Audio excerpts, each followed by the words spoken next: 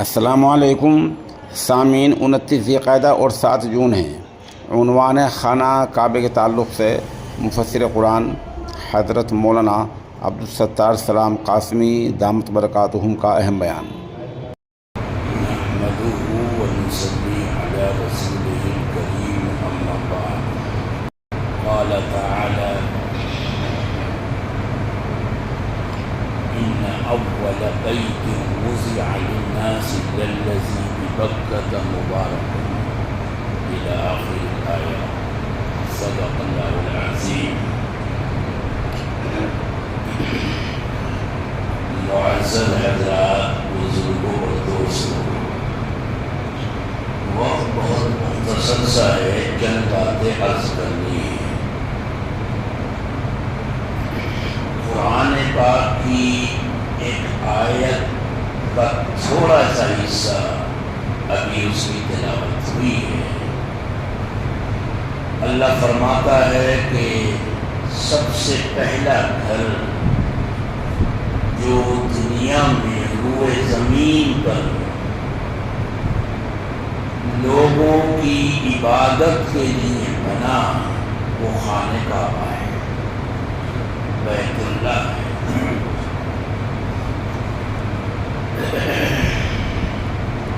اس ذی الحجہ کی ذی القعدہ کی پہلی تاریخ سے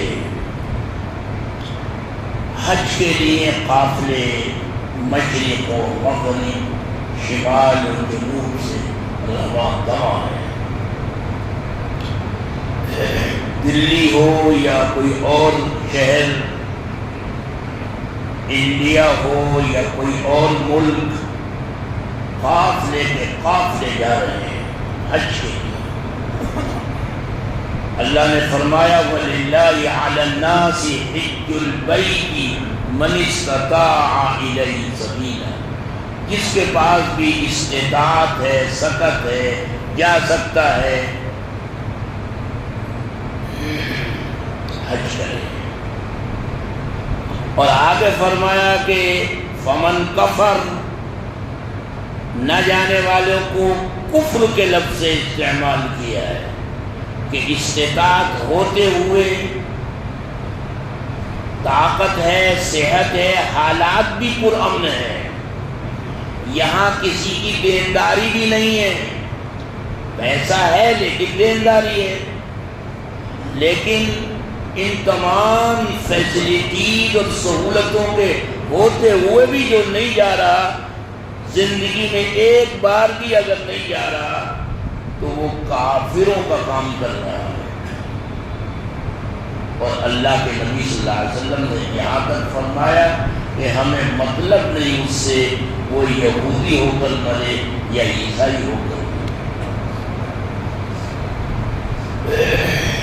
قافلے کے قافلے جاتے ہیں۔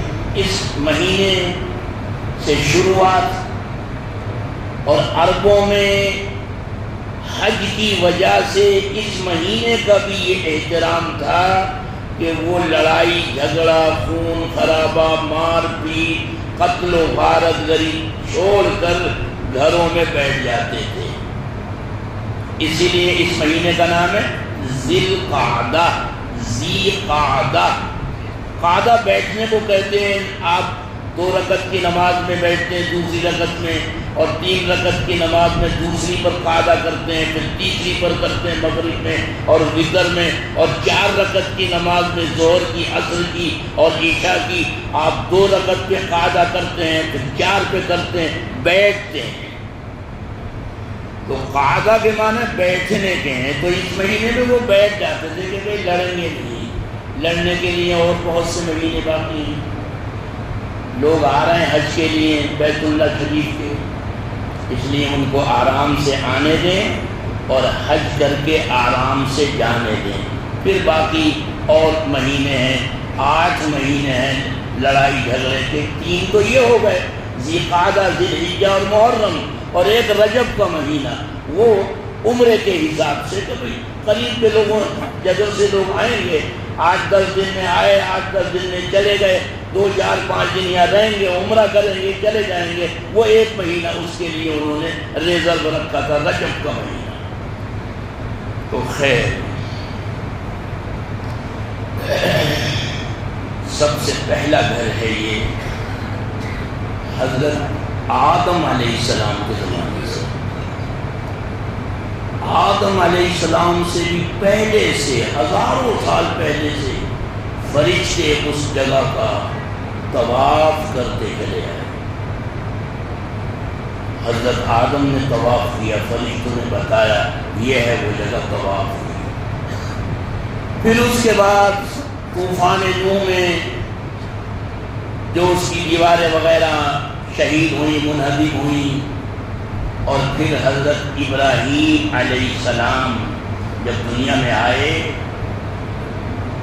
اور انہوں نے دعا مانگی کہ رب ہب لی من الصالحین، اتنی عمر آ گئی، بڑھاپا آ گیا اور کوئی بڑھاپے کا سہارا نہیں ہے، بڑھاپے کی تیز، رب ہب لی من الصالحین، نیک، صرف اولاد کی دعا نہ مانگی بلکہ نیک اولاد کی دعا مانگی۔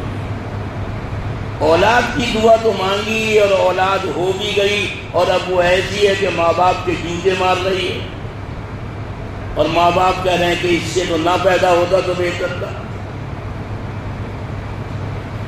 تو صرف اولاد کی دعا نہ مانگو، نیک اولاد کی دعا مانگو۔ رب ہب لی من الصالحین، صالحین مذکر کا صیغہ ہے، اولاد نرینہ، ان کو بیٹی بھی اللہ کی رحمت ہے، لیکن فرشتے جو انبیاء علیہ السلام کی دعا ہے، اور حضرت ابراہیم علیہ السلام جو جد اعلیٰ ہیں، جو جد الانبیاء ہیں، ہر سلسلے کے، چاہے وہ بنی اسرائیل کا ہو یا بنی اسماعیل کا ہو، ان سب کے جد اعلیٰ ہیں، انہوں نے دعا مانگی اولاد نرینہ کی۔ نسل تو بیٹے سے چلتی ہے نا، تو اور اس کی دعا مانگنے میں بھی کوئی حرج نہیں، پیغمبروں نے دعا مانگی۔ بہرحال وہ پیدا ہوئے اور ابھی شیر خوار تھے، ابھی دودھ پی رہے تھے ماں کا، کہ حکم ہوا اس کو چھوڑ کر چلے آؤ، بواد غیر ذی زرع، ایسی جگہ جہاں تنکا نہیں اگتا، وہاں چھوڑ کے چلے آئے، پلٹ کے آ گئے۔ بیوی کہہ رہی ہے کہ ہمیں کہاں چھوڑ کے چلے جا رہے ہیں، میرے سرکار، میرے سرتاج، آپ ہمیں چھوڑ کر یہاں کہاں جا رہے ہیں؟ یہاں تو دانا بھی کہیں نہیں نظر آتا، دانا تنکا بھی نہیں ہے کہیں۔ پلٹ کے جواب نہیں دیے۔ وہ بچہ جو مرادوں کا بچہ ہے، مرادوں کا بچہ، ہاجرہ نے کہا اللہ امرک، کیا اللہ کا حکم ہے؟ اللہ امرک، کیا اللہ کا حکم ہے؟ کہا ہاں بیوی، اللہ کا حکم ہے۔ اس خاتون کا ایمان دیکھیے، یوں کہا اذن لا یضیعنا، پھر اللہ ہمیں ضائع نہیں کرے گا، اگر اللہ کا حکم ہے پھر وہ ہمیں ضائع برباد نہیں کرے گا۔ خیر صاحب وہ بچہ پلا بڑا، اب دوڑنے لگا۔ قرآن کہتا ہے فَلَمَّا بَلَغَ مَعَهُ السَّعْيَ، جب دوڑنے کے قابل ہوا، 9-10 سال، 6-7 سال، دوڑنے کے قابل، دوڑ رہا ہے۔ حضرت ابراہیم علیہ السلام نے کہا کہ یا بنی، میرے لال، انی ارا فی المنام، خواب میں یہ دیکھ رہا ہوں 3 دن سے، انی اذبحک، کہ میں تجھے ذبح کر رہا ہوں، فانظر ماذا تری، کیا رائے ہے، کیا ہونا چاہیے؟ کوئی اور بچہ ہوگا کہتا بابا وہ خواب ہے، یہ خواب ہے، خواب کی باتوں پر معلوم ہوا کہ خواب، پیغمبر کے خواب بھی اللہ کی طرف سے ہوتے ہیں، وحی الہی ہوتے ہیں۔ قرآن میں جو ہے الف لام میم سے لے کر والناس کے سین تک، بلکہ بسم اللہ کی با سے لے کر والناس کے سین تک، بس وہ تو وحی ہے ہی ہے۔ اس کے علاوہ جو پیغمبر نے خواب میں دیکھا اور خواب میں بتایا وہ بھی وحی الہی ہے۔ تو میں یہ خواب دیکھ رہا ہوں، تجھے ذبح کر رہا ہوں، معلوم ہو ہوشیار بچہ تھا، مطلب صرف دوڑنے کے لیے تو 3-4 سال کا بچہ بھی دوڑنے لگتا ہے، جیسے کہ مفسرین نے لکھا ہے کہ 10-12 سال کا بچہ تھا وہ۔ کیا رائے ہے، کیا کرنا چاہیے؟ فانظر ماذا تری، کیا کرنا چاہیے؟ ایسا نہیں تھا کہ ابراہیم کو وہ جواب دیتا بچہ کہ ابا چھوڑیے تو وہ چھوڑ دیتے، نہیں، وہ ٹریننگ کر رہے تھے، وہ تیار کر رہے تھے ذہنی طور پر بچے کو، دیکھیں بچے میں کیا صلاحیت ہے، یہ کیا جواب دیتا ہے۔ اگر نگیٹو میں جواب دیتا ہے تو پھر اس کو پوزیٹو میں کرنے کے لیے کچھ کریں گے، اللہ کا حکم تو پورا کرنا ہے۔ وہ بچہ بھی ابراہیم کا بچہ تھا، کہا یا ابت فعل ما تؤمر، ابا اس میں پوچھنے کی کیا بات ہے، جو اللہ کا حکم ہے آپ وہ کر ڈالیے۔ اور قصہ مختصر یہ کہ وہ لے کر گئے، میں اس کی ڈیٹیل میں نہیں جاتا، اور اللہ نے ابراہیم علیہ السلام کے اس امتحان کو آزمایا۔ قرآن کہتا ہے یا ابراہیم، جب وہ چھری گلے پر پھیر رہے ہیں، آنکھوں پر پٹی باندھ کر، کہ کہیں خدا کے حکم کو پورا کرنے میں ایک لمحے کی تاخیر نہ ہو جائے، میری محبت کہیں روک نہ دے۔ جب باپ تیار اور بیٹا تیار، باپ قربان کرنے کے لیے اور بیٹا قربان ہونے کے لیے، تو اللہ نے ڈائریکٹ مداخلت کی اور کہا کہ یا ابراہیم قد صدقت الرؤیا، تو نے خواب سچا کر دکھلایا، اور ہم نے وَبَلَغْنَاهُ بِذِبْحٍ عَظِيمٍ، ہم نے بچے کی جگہ ایک بہت بڑا جانور جنت کا اس کی جگہ ذبح کرا دیا۔ بہرحال اس آزمائش سے گزرے تو وہ خانہ کعبہ جس کی بات چلی تھی، اصل تو جو حضرت آدم کے زمانے سے جس کی تعمیر تھی، اور آدم طواف کرتے تھے، اور انڈیا سے، اس بھارت سے، اس ہندوستان سے 40 مرتبہ وہاں حج کرنے کے لیے گئے تھے۔ آدم تو یہی اترے، آدم میرے آپ کے سارے انسانوں کے باپ ہیں، وہ ہمارے باپ ہیں، یہ ملک ہمارے باپ کا ہے،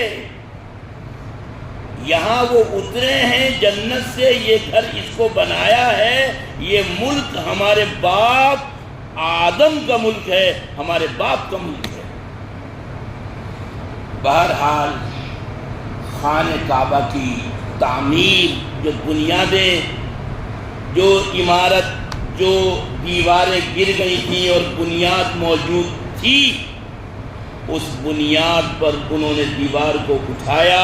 وَإِذْ يَرْفَعُ إِبْرَاهِيمُ الْقَوَاعِدَ مِنَ الْبَيْتِ، اتنا اونچا عمل ہے، پھر بھی اللہ سے ڈر رہے ہیں، اللہ کے جلال سے، اس کی کبریائی سے، اور عاجزی کے ساتھ کہہ رہے ہیں ربنا تقبل منا، پروردگار اس عمل کو قبول کر لے، اس عمل کو قبول کر لے۔ بڑے سے بڑا عمل کر کے آدمی پھوفا نہ کرے کہ میں نے بہت کچھ کر دیا، اگر خدا قبول کر لے تو ہے، ورنہ کتنے عمل پہاڑوں جیسے، کوہ ہمالیہ جیسے وہ رد کر دے تو کچھ بھی نہیں ہے، خاک بھی نہیں ہے۔ اور خاک جیسے عمل کو اخلاص کی وجہ سے اللہ قبول کر لے تو وہ کوہ ہمالیہ سے بڑھ کر بچتی ہے۔